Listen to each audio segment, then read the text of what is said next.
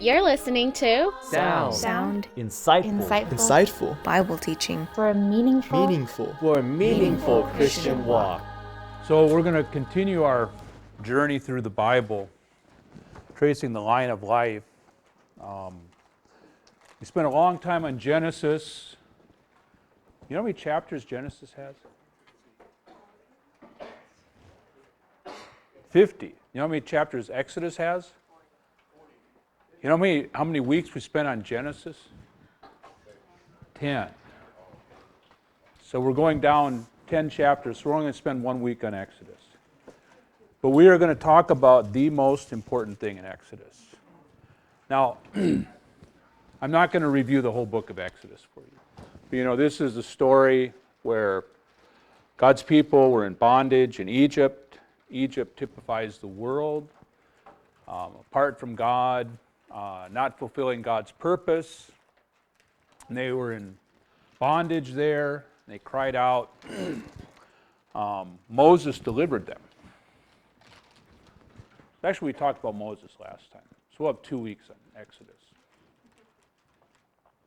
But anyway, if you know the story, what happened, Moses went to Pharaoh and said, "Let my people go." And Pharaoh said no. And there was a lot of bargaining. And God tried to persuade him by sending 10 plagues. And final plague was the firstborn would die. And to escape that, there's a way to escape, which was to kill a lamb. And take the blood of the lamb, put it on your doorposts, and then the destroyer would pass over them. And so they were saved. The Egyptians didn't do that, and so their firstborn were all killed. And that was kind of it. You know, we want you to leave now. But that, of course, we know the lamb is a type of Christ. In John the Baptist, not the author of the Gospel of John, that was John the disciple, but John the Baptist, when he sees Jesus, he says, "Behold the Lamb of God." And the Jews, whenever you talk about a lamb, you know, the context, they know what you're talking about. And it's not like this is a fuzzy pet, you know, or something very cute and lovable. This is going to be a sacrifice. They kept the Passover, you know, in type, year by year. And the lamb was a sacrifice. The blood was shed so that their blood would not be shed. Christ died for us. He bore God's judgment for us. This is all very judicial, very good. We escape God's wrath. But you know what else the lamb was meant to be used for? They ate the lamb. They didn't just, you know, let's kill the lamb, get the blood, and throw the thing out. No, they ate the whole thing. And that was important because that gave them the energy because they had to escape Egypt. And they escaped Egypt. Of course, Pharaoh got stirred up again, went after them. They crossed the Red Sea. The Red Sea went back over all the Egyptian forces, buried them. And of course, this is a type of baptism. So you've got the salvation, the objective, judicial aspect. You've got the baptism, you know, separation from the world unto God's purpose. But, you know, the reason, of course, they wanted to get out of Egypt because they were suffering there. God wanted them out of Egypt. You know why God wanted to get them out of Egypt? To go to the promised land. Go to the promised land to do what?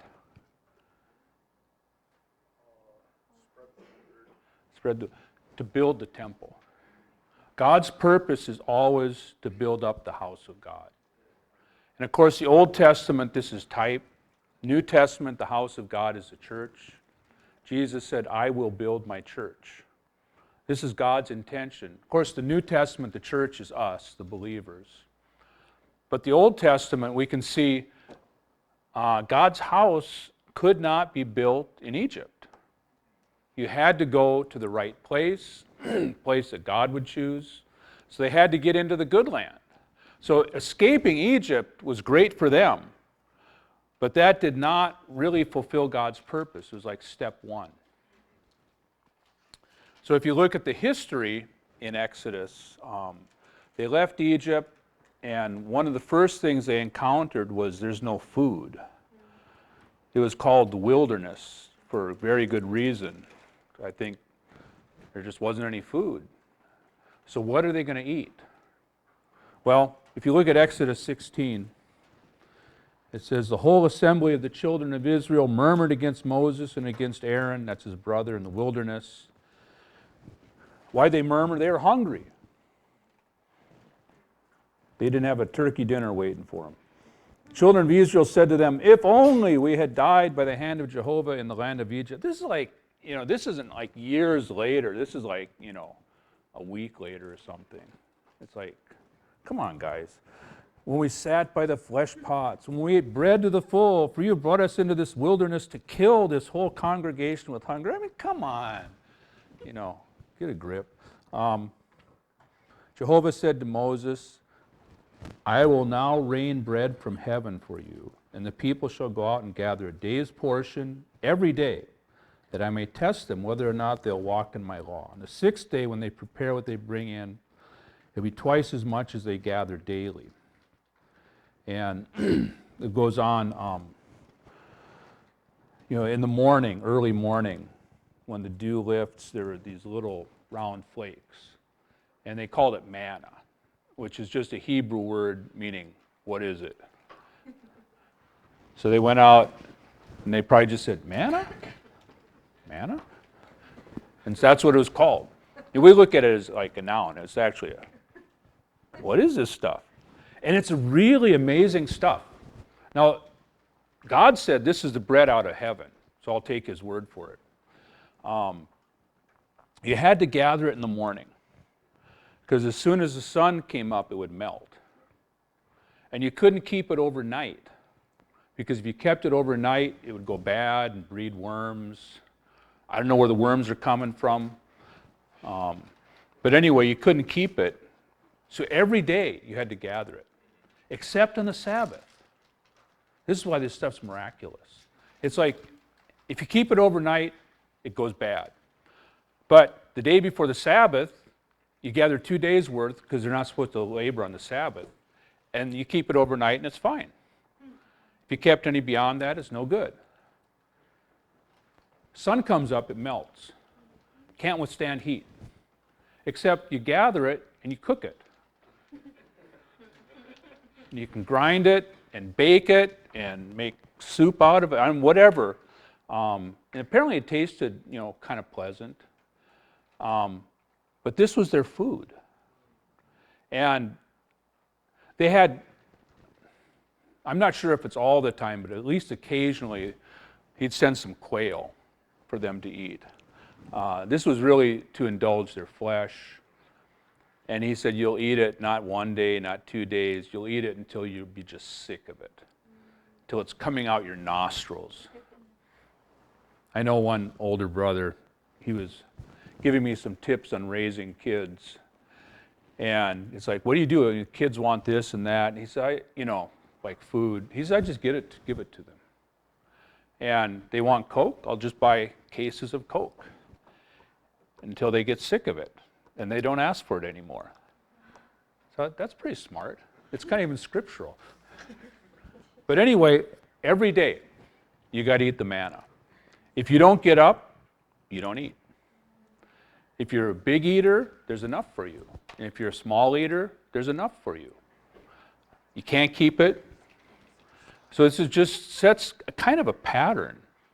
It's like every day, if you want to eat, it's not that hard. You do got to get up, and you got to gather it, then you've got food for the day. But you know what you're going to have today? Manna. You know what you're going to have tomorrow? Manna. You know what you're going to have the day after that? You know what you're going to have the day after that? For the first week? For the second week? First year? Manna, manna, manna, manna. Oh, manna. That's all we're having. What's on the menu today? You don't even have to ask. We're having manna. Are we boiling it or baking it? I don't know, but it's still manna. But this is the most significant thing in the book of Exodus. Why? Well, God's goal is to get them into the good land of Canaan.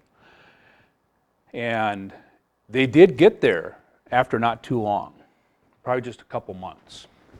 They had to go to Mount Sinai, get the law, and go through some things. But they got there. And they sent in 12 spies.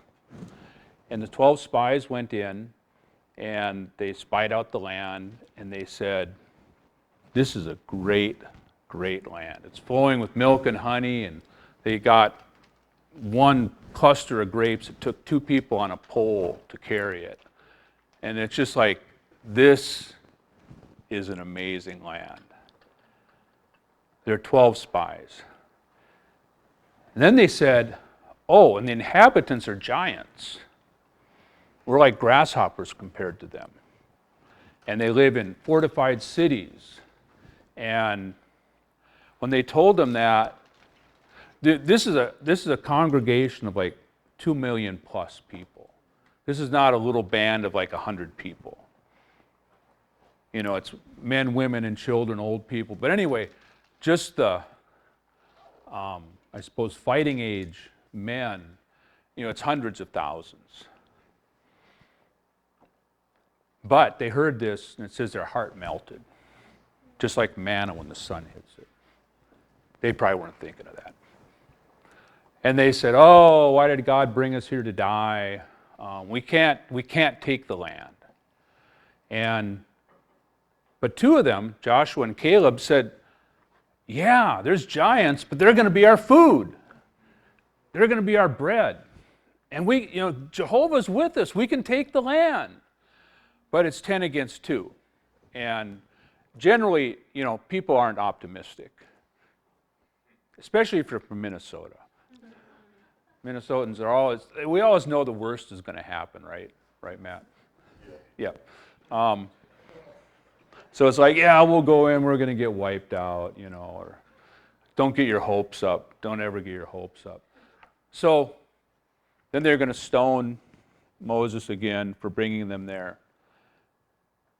Well, what was their problem? I mean, they had a few problems. One, they didn't trust God. 2, they were cowards. I mean, you get right down to it, we're scared. And, we shouldn't think we're so brave. Sometimes we get under some pressure and tough situations, and can I just run away? Can I just go hide somewhere? How can I get out of this difficult situation? But they didn't have God's purpose in view. They were caring for their own interests, which was their own lives and their children. So the whole thing was a failure. So then what does God send them to do? He says, okay, you're not going to go in right now. He knew. God's God, He knows these things. But this is just a test. And then He said, okay, you're going to wander 40 years in the wilderness. 40 is a number of testing in the Bible. Whenever you see 40, it's like Jesus was in the wilderness 40 days, 40 nights. So 40 is a number of testing. But they're going to be 40 years. You know what they're going to eat? Manna. Every day they were going to eat manna. And if you read Numbers, ever read the book of Numbers? You know what it's about? You think it was about numbers, yeah. You know what the numbers are for? That's the numbering of the army. It's a book of fighting. It's a great book. But they periodically would complain. In Numbers 11, verse 6, it says, they were reminiscing about all the great food they had in Egypt. And it says, now our appetite has gone. and there's nothing at all but this manna to look at. So they were despising the manna. But something happened. After 40 years, they went back to the good land, and they went in. And there was no problem. The giants were still there. The fortified cities were still there. But you know what was different? People changed. And it wasn't just a new generation. You ever heard you are what you eat? What had they been eating for 40 years? What was manna? Christ. Manna is this heavenly diet. They became heavenly people. It's like they don't care about their own interests. They were just living for God's purpose. So when he said go in, they went in. You know, even when they went in, this was like they crossed the Jordan River at the time of year when it's flooding and overflowing. It's like the worst time to cross. But they crossed. They went to Jericho, and you can read the account in Joshua. So 40 years of manna changes you. Day after day after day, eating manna. And they might have thought, oh, this is old, or this is not exciting. But it reconstituted them. It changed them. They were not the same. Okay, so this is all a nice story, right? What about us? So, if you look at, you know, Jesus came as a number of things, right? He's got several aspects. But one big aspect, he came as food. Now, when I say food, what I mean by that, what is food for? What do you do with food? You eat it. Jesus came to be eaten. That sounds strange and, you know, doesn't strike people's ears well. If you read John chapter 6, the first part of John chapter 6 is Jesus feeding 5,000 people. That's 5,000 men, not counting the women and children. So maybe 10,000, 12,000 people. I don't know. It's a lot. You know how much he needed for that? 5 loaves, 2 fish. Of course, this is a big miracle. And after that, the people were after him. You know why? They're hungry. This guy's got free food. Let's follow him. And so they did. And, you know, he left, and they followed him. And then he said, you're following me because I, you know, did a miracle. I fed you. But then he spoke some things which were just mysterious and marvelous and kind of not understandable, even though we read the words. But Jesus said, you know, our fathers ate the manna in the wilderness, these verses here. He gave them bread out of heaven to eat. And then he said, truly, truly, I say to you, Moses has not given you the bread out of heaven, but my Father gives you the true bread out of heaven. For the bread out of heaven is he who comes down out of heaven and gives life to the world. In John 6:35, Jesus said, he says this a few times in this chapter. He said, I am the bread of life. Now, if you remember, we talked about this before. In the Bible, in Greek, there are 3 words that we translate as life. Anybody remember what they are? Bios. Suke, yeah, psyche, that's fine. Zoe, physical, soul, or psychological, and divine life. You read, I'm the bread of life. Which word for life do you think this is? Zoe. So he's saying, I am the bread of divine life. And he says, he who comes to me shall by no means hunger. He who believes into me shall by no means ever thirst. John 6:57, this is a verse you should memorize. As the living Father has sent me, actually you should memorize this whole chapter, it's so good. After about verse 30. As the living Father has sent me, and I live because of the Father, so he who eats me, he also shall live because of me.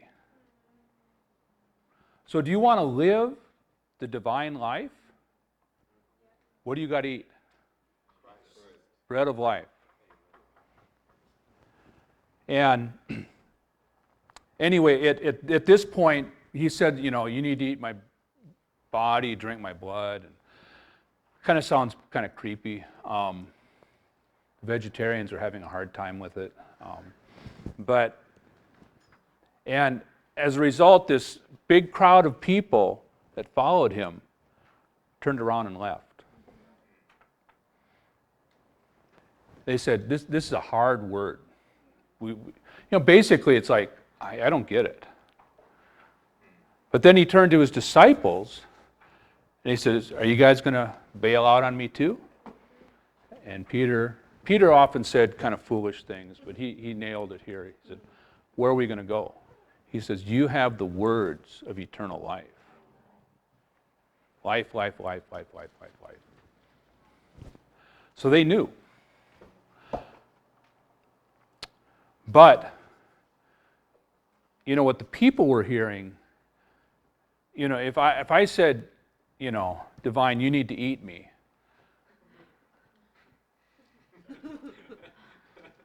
And what?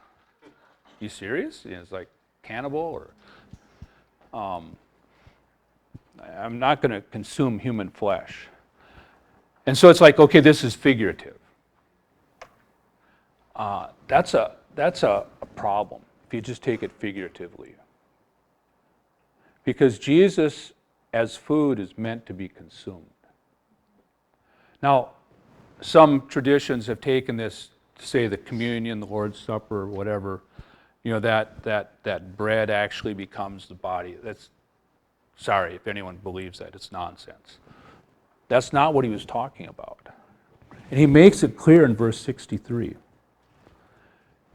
He says, I'm talking about eating. You need to eat me. If you eat me, you'll live because of me. But then he says, it's the Spirit who gives life. The flesh profits nothing. So I'm not talking about eating my flesh.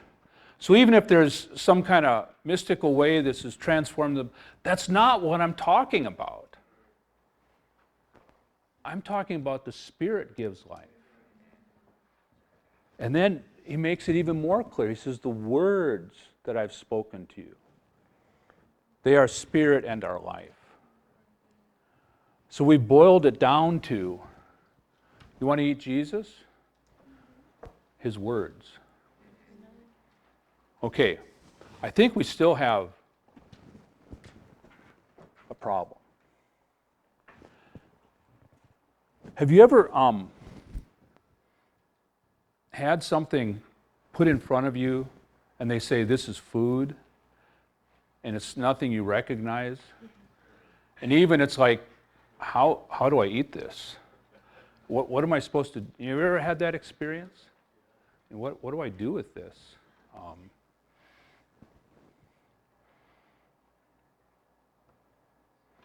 I was thinking of a lot of stories. My wife and I, when we were first married, we were living in East Lansing, Michigan. Ever been to East Lansing, Michigan? It's fine. You don't ever really need to go. But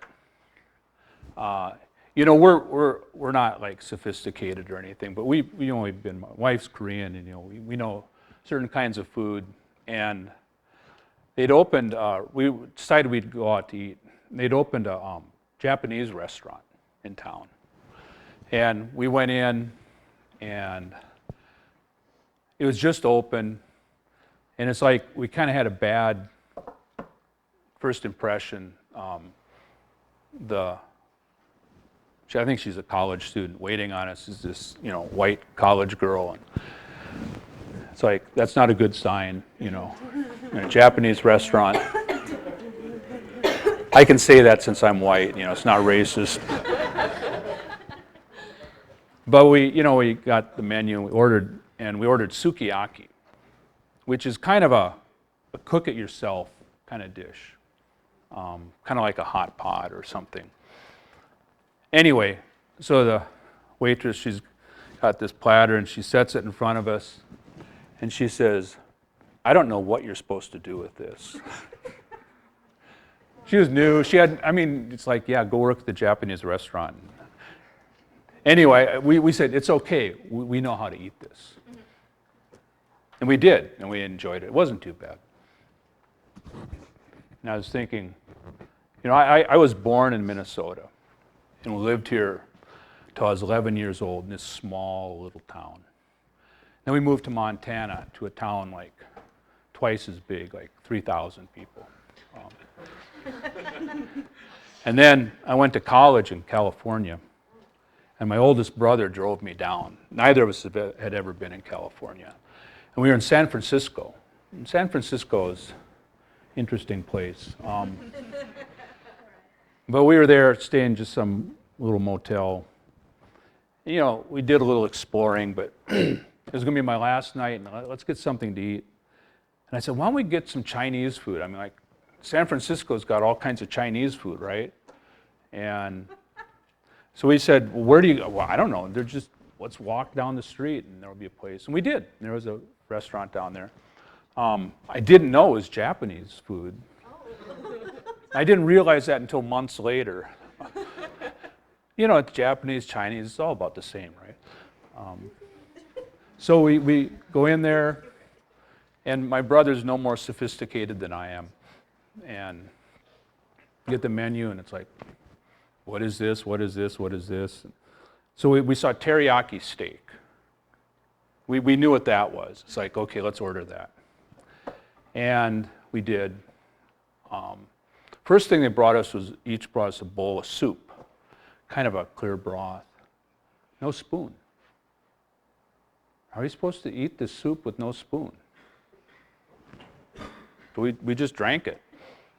I think that was what we were supposed to do. I don't know what the other patrons, if they're watching us, like, who are these hicks, But then they brought us a steak. And it was like, a big piece of steak. It wasn't cut up or anything. And all we had were chopsticks.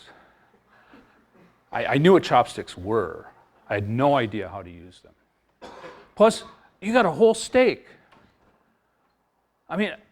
There's no knife, no fork. I don't think they had a knife and a fork in the restaurant. It's like, what do we do? You know what we did? Took the chopsticks, stabbed the steak, picked it up, and we managed to eat it. There were a few other things with this meal. We knew the food had to be consumed, and we were hungry, but we really didn't know, how to eat it.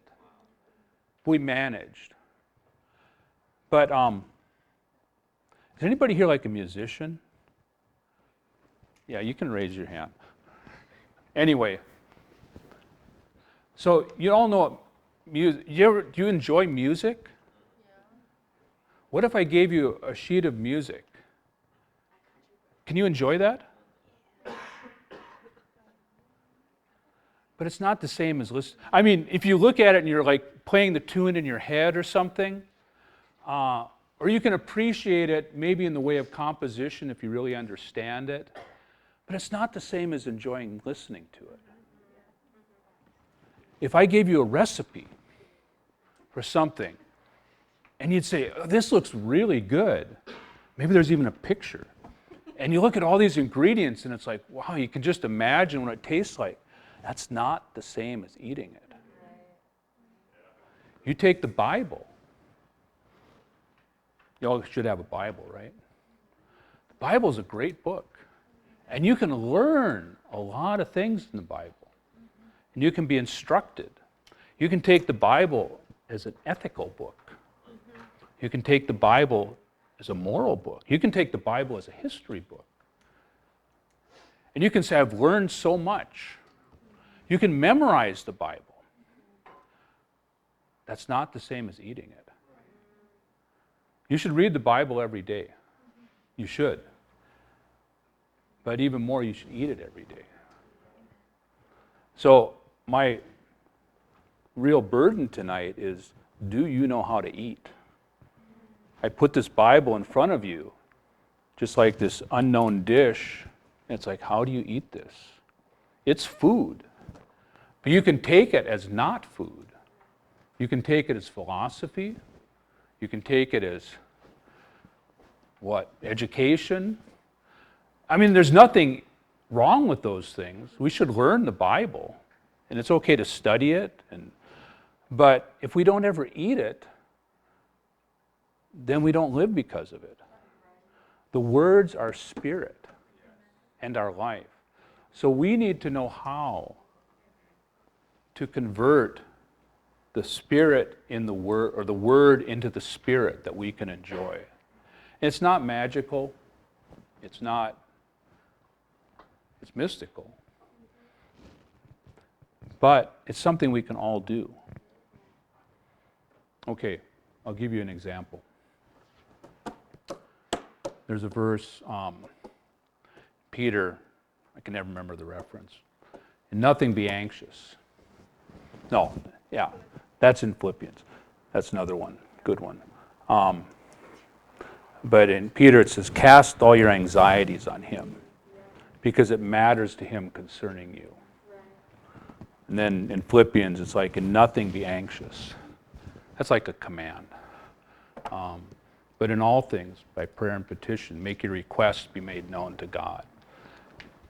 Okay, this is too easy. But the other night, I was really anxious. And I mean, I couldn't sleep. I was just, what are you going to do? I can say, "Lord, take the anxiety away." Pray that way. But I began to just use the Word of God. And just, Lord, I'm just going to give all my anxieties to you. Everything I'm worried about, all these things, it's now your responsibility. Because your Word says it matters to you concerning me. Lord, I just take this. You love me. You care about me.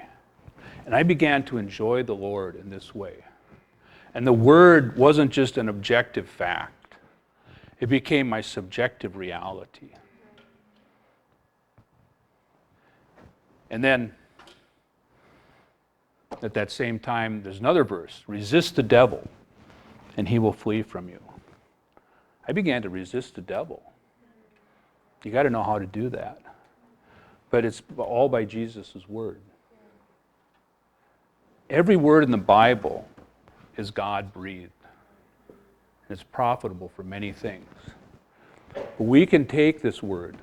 In the morning, of course, the manna, you got to get up in the morning. If you miss the manna in the morning, that doesn't mean you can't come to the Lord all day long. But it's better to come in the morning. But anyway, take a verse in the morning and just read it. You can memorize it. You can pray over it, consider it. Then all day long, you can muse on it. And over time, actually, you build up, what would I say, like a memory, something of all these verses. And this is actually a very common way that the Lord will speak to you. He wants to say something. You come to Him, and He speaks a particular language, which is Bible. And if you don't have Bible in you, in your memory, it's hard for Him to speak to you. You get an impression, it's like, but suddenly a verse will just come to you. And you can take that verse and lay hold of that verse. And praying over the Bible, you can take any verse. I am the living bread. Lord, you're the living bread. Lord, I need life right now. I need the divine life. And I need bread. Lord, I feel so hungry. We're eating things all day long. I'm not talking about just physical food. Sorry, but all the social media, all the video games, all the YouTube, this is just designed to take away your enjoyment of the Lord. They have a degree of usefulness, but it's mostly, you just consume that all day long, all day long, all day long. Then you're like the children of Israel coming out of Egypt. It's like, where's the leeks? Where's the garlics? Where's the fish? All we got is manna. But manna, it didn't say it tasted bad. It wasn't like you're going to suffer every day eating this stuff. It's like, it tastes like honey. I mean, it tastes very pleasant. But we need a heavenly diet. And we need the words in the Bible to become spirit and life to us. And we need to know how to eat. And if you don't know how to eat, get some help. If you're not sure how to eat, get some help. On the one hand, it's not that hard. Babies, when they're born, they don't know how to even nurse. You got to teach them a little bit. And then when they start eating things, you got to help them eat. They want to eat. You can teach them. And we can be taught. So don't let the word escape you. And don't take this word like those people back then did. This is too weird. I'm not going to take this. If you don't take this word, you're going to miss out on the whole point of the word. Jesus came as food. We need to enjoy him as food.